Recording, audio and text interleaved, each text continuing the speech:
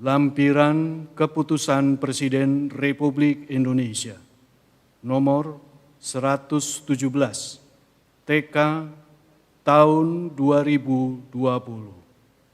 Nomor urut 1 Almarhum Sultan Ba'abullah, tokoh dari Provinsi Maluku Utara.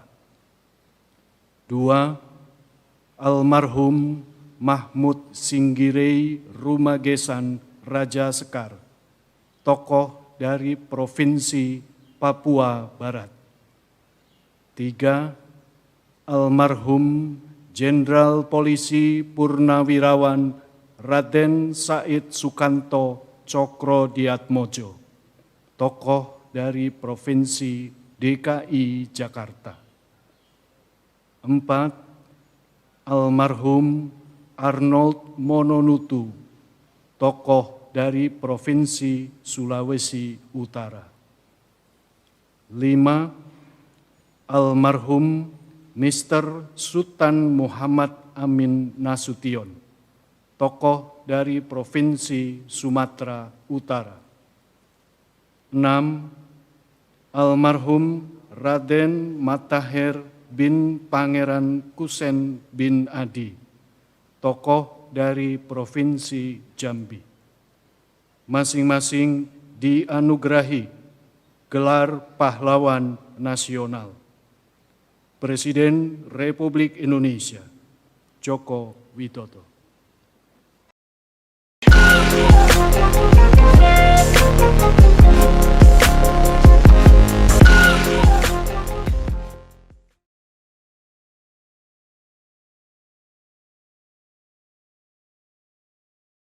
Assalamualaikum warahmatullahi wabarakatuh. Bersama saya Bambang Satono di channel Inspirasi untuk Bangsa. Mudah-mudahan channel ini bisa membawakan diskusi yang jernih, berimbang, dan arif. Pada suasana Hari Pahlawan ini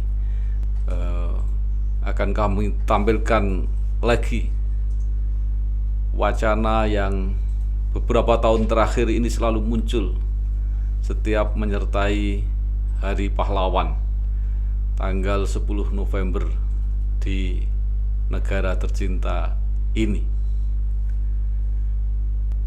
Kapan Soeharto jadi pahlawan nasional?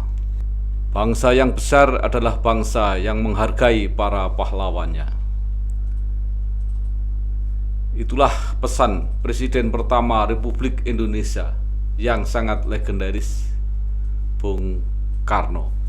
Penghormatan atas wasiat tokoh proklamator kemerdekaan ini setiap tahun ditandai dengan pemberian penghargaan pada pahlawan nasional. Namun kontroversi dan situasi sosial politik sesaat sering mempengaruhi pilihan untuk memberikan gelar pahlawan atau tidak, termasuk kontroversi untuk penganugerahan gelar pahlawan nasional bagi mantan Presiden Republik Indonesia Soeharto yang dikenal memimpin Republik ini selama 32 tahun. Pada peringatan Hari Pahlawan tahun ini, Presiden Joko Widodo menganugerahkan gelar pahlawan nasional kepada tokoh-tokoh yang terpilih. Tokoh yang mendapatkan gelar pahlawan nasional pada tahun ini yaitu Sultan Ba'abullah dari Provinsi Maluku Utara, Mahmud Singgirei Rumagesan dari Provinsi Papua Barat, Jenderal Polisi Purnawirawan Raden Said Sukanto Cokro-Diatmojo dari Provinsi DKI Jakarta, Arnold Mononutu dari Provinsi Sulawesi Utara, Mr. SM Amin Nasution dari Provinsi Sumatera Utara, dan Raden Matahir bin Pangeran Kusen bin Adi dari Provinsi Jambi. Pada setiap tahun ketika memperingati 10 November sebagai Hari Pahlawan, selalu terselip pertanyaan, kapan mantan Presiden RI Soeharto dikukuhkan sebagai pahlawan nasional? Tahun ini pun muncul wacana tersebut. Musyawarah Nasional Luar Biasa Munaslup Partai Berkarya pada Juli 2020 juga merekomendasikan agar mantan Presiden Soeharto segera diangkat menjadi pahlawan nasional. Sekretaris Jenderal Partai Berkarya hasil Munaslup Andi Picunang menilai Soeharto harus segera mendapat pengakuan dari negara karena telah banyak berjasa bagi Indonesia baik untuk bidang keamanan maupun ekonomi. Atas jasa-jasanya membangun konsep trilogi pembangunan, keamanan, ekonomi yang berjalan, dan pembangunan merata di segala bidang, kata Andi. Jauh sebelumnya usulan serupa juga sempat dilontarkan pada sidang paripurna Musyawarah Nasional Luar Biasa Partai Golkar pada tahun 2016 yang lalu.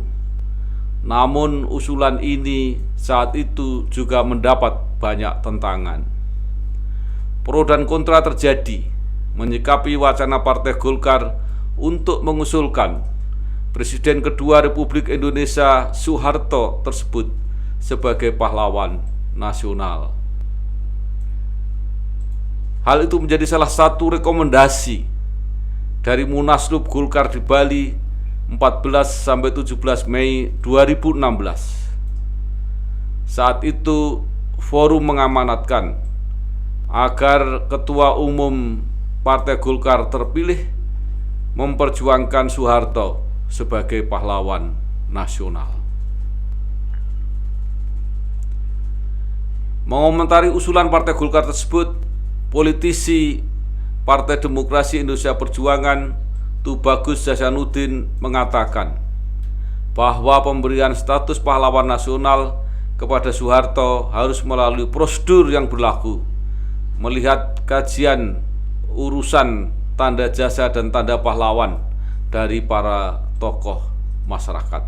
Mayor Jenderal Purnawirawan TNI itu enggan berpendapat layak atau tidaknya Soeharto dijadikan pahlawan nasional. Saya menyarankan selama pemilihan masih ada pro dan kontra, sebaiknya ditunda sampai saatnya tiba, kata TB Hasanuddin yang anggota DPR RI tersebut. Sementara Wakil Presiden Indonesia saat itu Yusuf Kala yang pernah menjadi Ketua Umum Partai Golkar mengatakan serupa bahwa pemberian gelar pahlawan kepada Presiden kedua Soeharto tersebut harus sesuai dengan kriteria yang ditetapkan oleh panitia. Menurut Yusuf Kala, Soeharto memang banyak jasanya membuat Indonesia menjadi negara yang disegani di dunia. Namun menurut Yusuf Kala, kepemimpinan Soeharto di Indonesia berakhir tidak baik. Pak Harto tentu banyak memberikan manfaat, walaupun saat turutnya ada sedikit masalah, kata Yusuf Kala. Yusuf Kala menjelaskan kondisi Soeharto itu hampir sama dengan yang dirasakan oleh Presiden keempat Indonesia Abdurrahman Wahid alias Gus Dur yang diturunkan paksa sebelum masa tugasnya selesai. Soeharto jatuh setelah Indonesia mengalami krisis moneter pada 1997 yang menyebabkan mahasiswa melakukan unjuk rasa pada 1998. Aksi yang terkenal dengan peristiwa Mei 98 tersebut akhirnya membuat Soeharto mengundurkan diri dari jabatannya. Sementara Gus Dur dilengsarkan dari jabatannya karena mengeluarkan dekret untuk membubarkan DPR RI.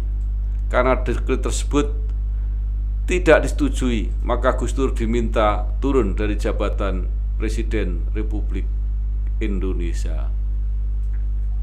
Pada tahun 2018, wacana kontroversi pengusulan Soeharto sebagai pahlawan nasional juga muncul lagi, dikaitkan dengan kasus dana Yayasan Super Semar, yayasan yang dipimpin oleh Soeharto sejak 1974 hingga 1998. Seorang pakar hukum tata negara, Dr. Bayu Dwi Anggono, menilai Soeharto tidak memenuhi ketentuan soal integrasi moral dan keteladanan serta ketentuan tentang kelakuan baik. Menurut Direktur Puskapsi Universitas Jember itu, jika Soeharto tetap diusulkan mendapat gelar pahlawan nasional, maka akan menimbulkan kontradiksi hukum. Meskipun pernah menjadi presiden, perbuatan melawan hukum itu membuat pintu gelar pahlawan untuk Soeharto tertutup. Pertanyaan dan pro kontra juga muncul lagi pada 2019. Menjelang peringatan Hari Pahlawan 10 November 2019, Wakil Ketua Dewan Gelar, Tanda Jasa, dan Tanda Kehormatan Jimli Asidiki mengatakan, gelar pahlawan nasional tidak diberikan kepada Soeharto maupun Gus Dur karena keduanya belum terlalu lama meninggal dunia. Alasannya masih sama, karena ini kuburannya masih basah, belum kering, kata Jimli. Jimli lantas membandingkan lama waktu meninggal dunianya Soeharto dan Gus Dur dengan 6 tokoh yang pada tahun 2019 diberi anugerah gelar pahlawan nasional. Soeharto meninggal dunia 27 Januari 2008, sedangkan Gus Dur wafat 30 Desember 2009. Adapun Sultan Himayatuddin Muhammad Saidi yang diberikan anugerah gelar pahlawan nasional pada 2019 meninggal pada tahun 1776. Dan Kiai Haji Maskur yang juga mendapat gelar pahlawan nasional meninggal pada 1992. Kiai Haji Maskur sudah hampir 30 tahun meninggal. Jadi Pak Harto dan Gus Dur apalagi itu masih baru, kata Jimli. Selain itu, Jimli menilai ada kendala untuk menganugerahkan gelar pahlawan nasional kepada Soeharto dan Gus Dur. Pasalnya, keduanya pernah tersangkut masalah kontroversial. Berdasarkan Undang-Undang Nomor 20 Tahun 2009 tentang gelar, tanda jasa, dan tanda kehormatan, penerima gelar pahlawan nasional tidak boleh bermasalah secara hukum. Sementara nama Soeharto disebut-sebut dalam ketetapan MPR Nomor 11 MPR tahun 1998 tentang penyelenggara negara yang bersih dan bebas korupsi, kolusi, dan nepotisme atau KKN. Soeharto dianggap telah melahirkan KKN karena kekuasaan, wewenang, dan tanggung jawab berpusat kepadanya selama 32 tahun memerintah. Di dalam TAP MPR itu juga disebutkan bahwa upaya pemberantasan KKN harus dilakukan terhadap siapapun, termasuk Soeharto. Sementara itu, penganugerahan gelar pahlawan nasional kepada Gus Dur terganjal karena dia dimaksulkan oleh MPR ketika menjadi presiden. Gus Dur sebagai pribadi itu orang luar biasa. Cuma yang jadi masalah, ia pernah jadi presiden dan diberhentikan. Itu jadi persoalan serius, kata Jimli. Jimli mengaku belum tahu solusi ke depan terkait langkah penganugerahan gelar pahlawan nasional kepada Soeharto dan Gus Dur. Dia berharap agar persoalan ini bisa diselesaikan oleh generasi mendatang. Nanti semua diberi pencerahan oleh zaman, maka mudah-mudahan ketemu jalannya pada saatnya, kata Jimli. Pertanyaan masih tetap menggantung. Apakah belum diberikannya gelar pahlawan untuk mantan Presiden Soeharto karena soal substansi, terutama mengenai tafsir masalah hukum, atau sekedar soal waktu saja? Apapun pilihan yang akan diambil pemimpin bangsa ini kelak, pesan Presiden pertama Soekarno ada baiknya terus direnungkan. Hanya bangsa yang besar yang bisa menghargai jasa pahlawannya. Di Semarang, salah seorang warga yang aktif menjadi pegiat media baru atau YouTuber adalah Bambang Sadono, mantan anggota DPR RI periode 2004-2009 dan anggota MPR periode 2014-2019. Sosok yang pernah malang melintang di dunia pers ini aktif membuat konten edukasi politik dan promosi kebudayaan yang disiarkan lewat kanal YouTube-nya Inspirasi Jateng dan Inspirasi Bangsa. Konten yang ia unggah pun mendapat respon positif dan animo yang cukup besar dari masyarakat Jawa Tengah.